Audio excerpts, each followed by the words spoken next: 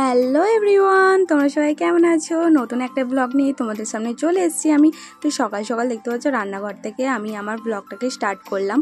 তো তারপরে এখানে দেখতে পাচ্ছ জামাই ষষ্ঠীর দিন ছিল, তাই সকাল সকাল উঠে একটু আলুর দম বসিয়ে দিয়েছি এই পাশে। তো এইদিকে আলুর দমটা তো হোক, তার পাশে আমি একটু লুচিটাও ভেজে নিচ্ছি। মা সব কিছু বেলে রেখে দিয়েছে, দেখতেই পাচ্ছ এখানে লুচি টুচিগুলো বেলা হয়ে গেছে। তো জামাই ষষ্ঠীর দিন সকালবেলা জামাইদের তো একটু স্পেশাল ট্রিটমেন্ট করতেই হয় না, তো তার জন্যই একটু লুচি আর আলুর দম করা হলো। তো এগুলো আমি ঝটপট ভেজে নিই।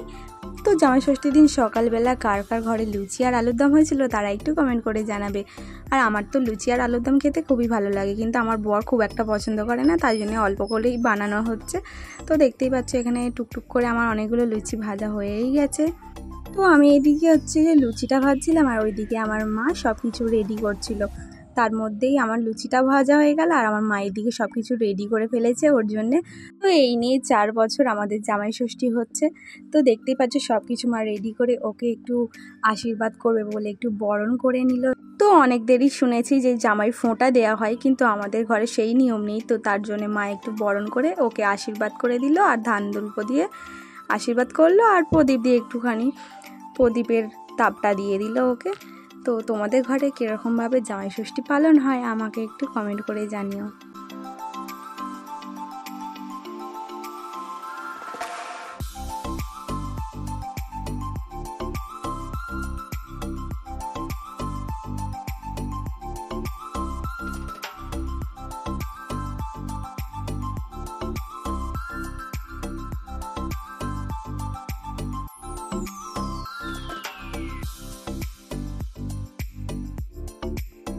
তো মা তো এখানে সব কিছু নিয়ম কমপ্লিট করে আর উঠে যাচ্ছিল।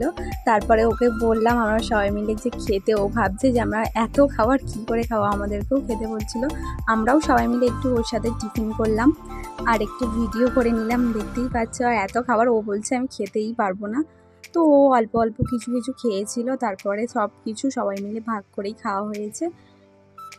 তো এখানে টিফিন করে নিলাম আমরা সবাই মিলে একসাথে। তারপরে দেখতে পাচ্ছ মা উনুনে বসে গেছে মাংসটা করতে। তো আমাদের আজকে 2 রকম মাংস হবে, কালবাট মুরগি মাংস হবে আর এইদিকে দেখতে পাচ্ছ এমনি নর্মাল মুরগি ছিল, কারণ একটু বিরিয়ানি হবে আজ জামাই ষষ্ঠীর জন্য স্পেশালিভাবে। সেটা আমি বানাবো, বিরিয়ানিটা আমার মা পারে না, তার জন্য আমিই বানালাম।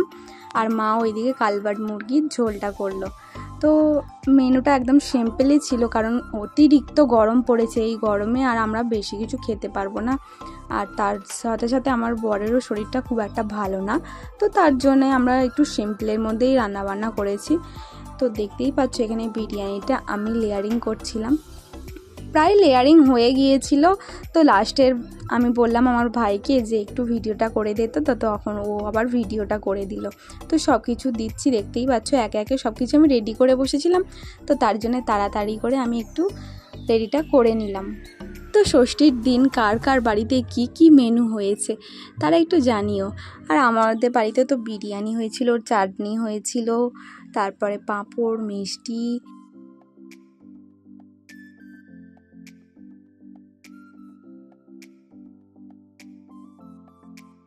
তো তারপরে দেখতে পাচ্ছ আমাদের খাওয়ার দাওয়ার রেডি হয়ে গিয়েছিল। তো দুপুরের টাইম হয়ে গেছে, তো তার জন্য আমার বরকে সুন্দরভাবে সাজিয়ে দিয়ে দিয়েছে, দেখিয়ে দিলাম তোমাদেরকে যে ওকে কী কী খেতে দিয়েছি। তো আজকের মতন ব্লগটা তো এতটুকুই। যদি তোমাদের ভিডিওটা ভালো লেগে থাকে like, comment, share and subscribe করবে। টাটা।